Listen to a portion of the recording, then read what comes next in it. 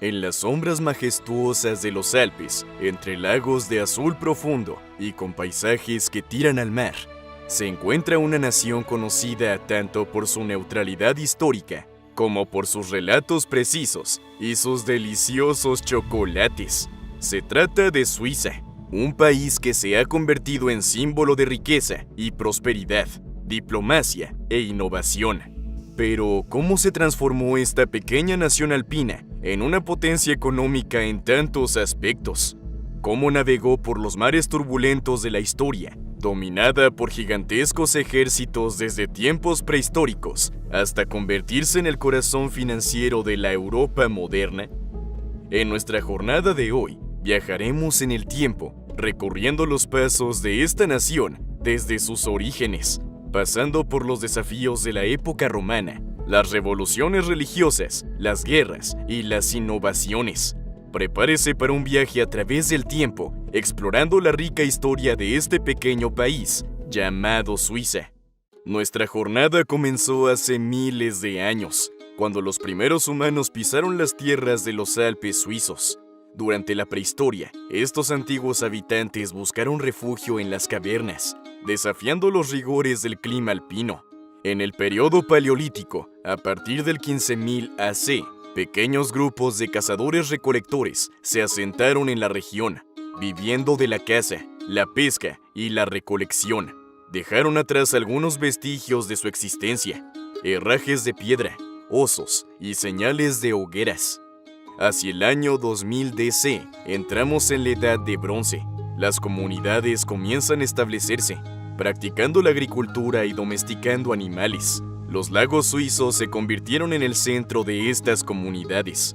Surgen aldeas palafitos, construidas sobre estacas en el lago. Suiza se conecta con las grandes culturas de Europa a través de primitivas rutas comerciales que cruzan los Alpes. Cuando la Edad de Bronce se convirtió en la Edad de Hierro, una nueva ola de cambio se extendió por las tierras de Suiza. Las tribus celtas, con su distinta cultura y sus avanzadas habilidades metalúrgicas, empezaron a establecerse en toda la región.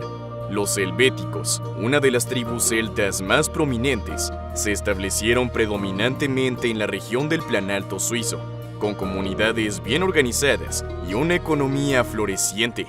Se convirtieron en una fuerza formidable en la región.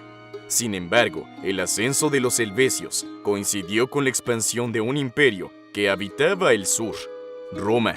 En el año 58 DC, cuando los helvéticos intentaron emigrar al oeste en busca de tierras más fértiles, se encontraron con el imponente obstáculo de las legiones romanas lideradas por Julio César.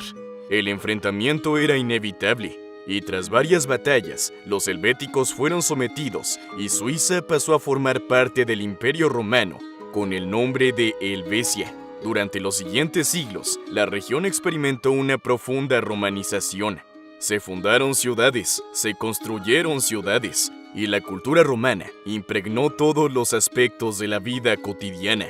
Augusta Raurica y Aventicum prosperaron como centros urbanos, convirtiéndose en símbolos de la influencia y el legado romano en Suiza.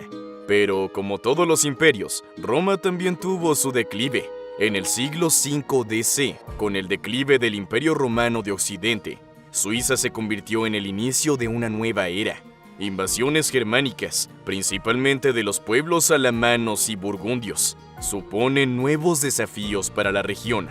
Estas tribus germánicas se establecieron, fundándose gradualmente con los habitantes romanizados. De esta fusión surgió la compleja cultura, que se convirtió en el núcleo de la identidad suiza en tiempos pasados. A medida que se acercaba la época de las invasiones germánicas, surgió la Suiza medieval, caracterizada por luchas, monasterios y las siempre presentes montañas, testigos silenciosos de un tiempo de transformaciones. La Edad Media, un periodo que se prolongó durante casi 1000 años, fue una época de fragmentación. El territorio de la actual Suiza estaba dividido entre diferentes poderes: el Sacro Imperio Romano Germánico, el Reino Borgoña y otros señores feudales menores. Estratégicamente situada en el corazón de Europa, Suiza se convirtió en un punto crucial en las rutas comerciales.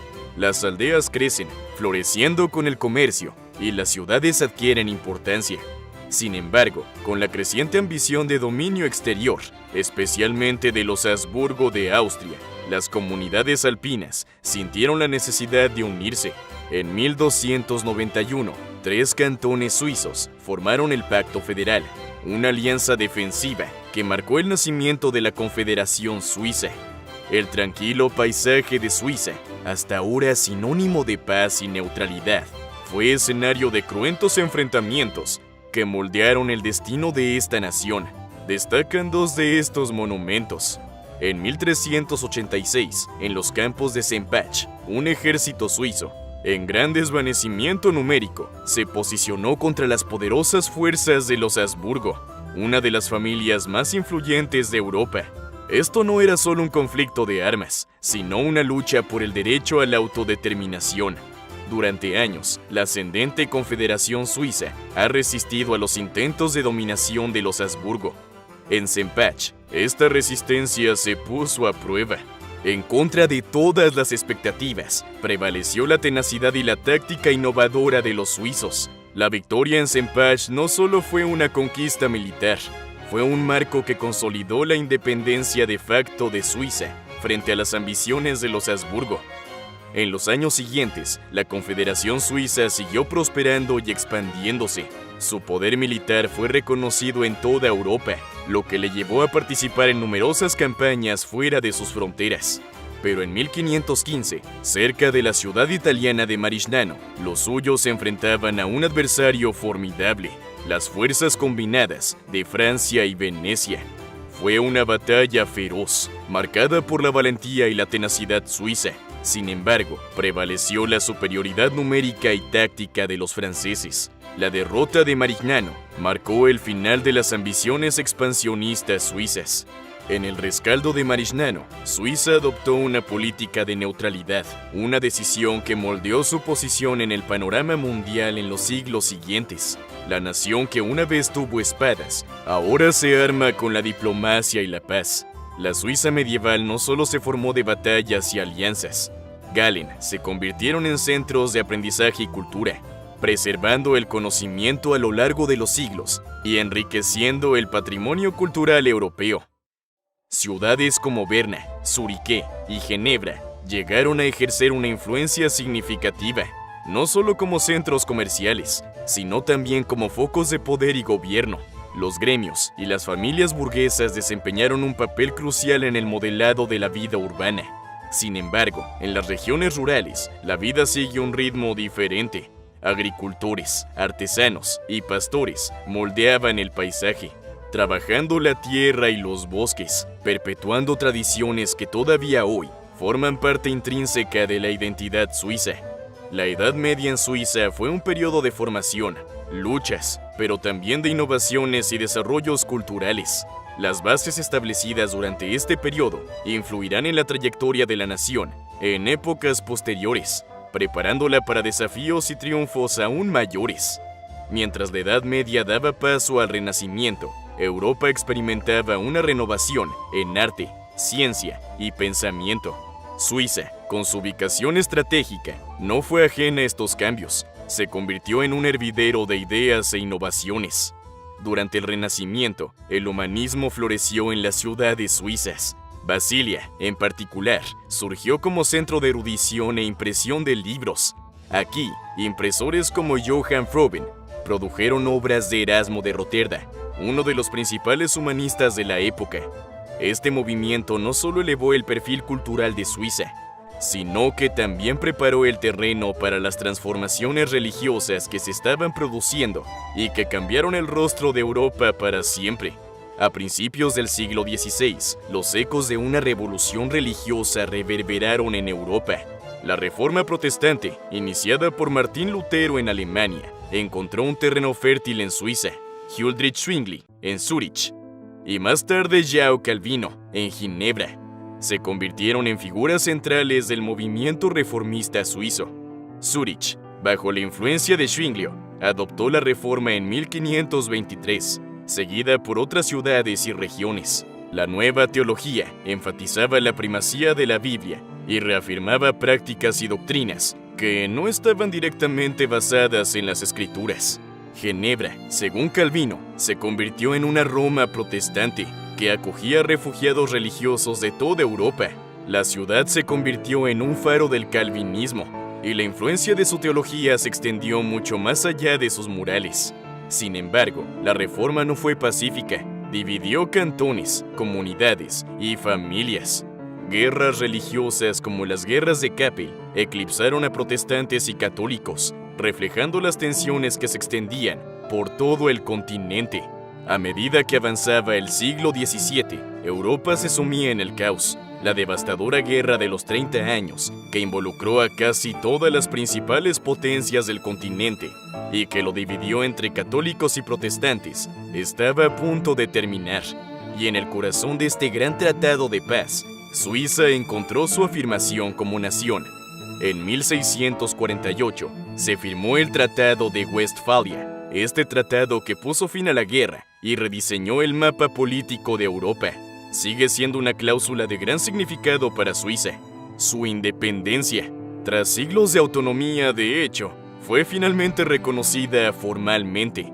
La Confederación Suiza emergió de las sombras de la Guerra de los 30 años como una entidad soberana, libre de la interferencia del Sacro Imperio Romano Germánico.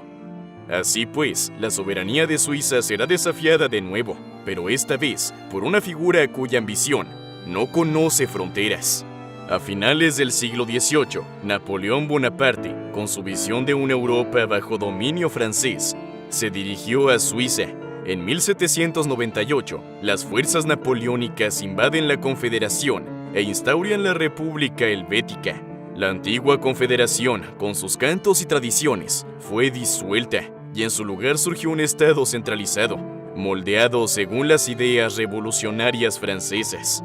Bajo el juego napoleónico, Suiza experimentó transformaciones radicales en su administración, justicia y economía. Sin embargo, el espíritu de independencia suizo no fue fácilmente subyugado. Hubo resistencia y descontento en muchas partes del país. Pero el dominio napoleónico no duró mucho tiempo. Tras la muerte de Napoleón, se restauró la antigua Confederación.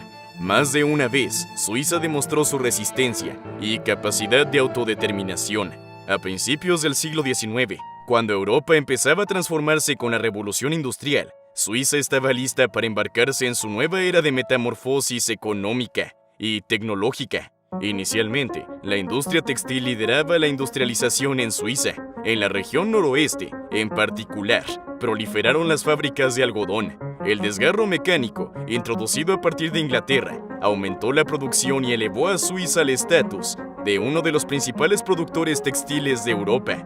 Sin embargo, Suiza no se limitó a la industria textil. La relojería, una tradición muy antigua en el país, se transformó con la producción en masa, consolidando a Suiza como líder mundial en este ámbito. Además, con su estabilidad política y neutralidad, Suiza se convirtió en un centro financiero mundial. Cuando pensamos en Suiza, a menudo nos vienen a la mente imágenes de paisajes montañosos pintorescos y pasteles verdes. Y es precisamente en estos pasteles donde surge una de las historias más sabrosas del país. Desde tiempos inmemoriales, Suiza tiene una rica tradición en la producción de leche.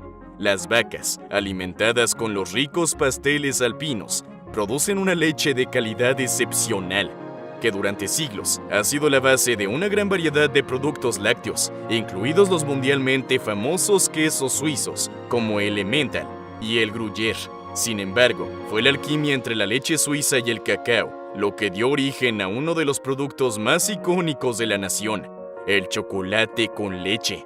En el siglo XIX, con la importación del cacao de las colonias, Suiza se convirtió rápidamente en un centro de innovación en la fabricación de chocolate.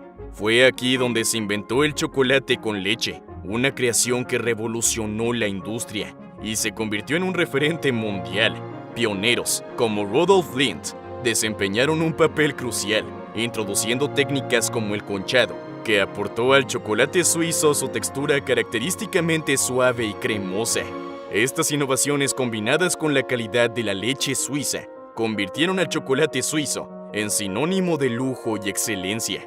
El ascenso de Suiza como centro bancario de Europa comenzó en el siglo XIX, cuando se fundaron grandes bancos como UBS y Credit Suisse. Estas instituciones, con su enfoque riguroso y metódico, establecieron estándares elevados para el sector bancario mundial. El sigilo bancario, introducido a principios del siglo XX, atrajo cada vez a más extranjeros, aunque ha sido objeto de críticas y se ha enfrentado a reformas en las últimas décadas. Este sigilo ha consolidado la posición de Suiza como base de la privacidad financiera.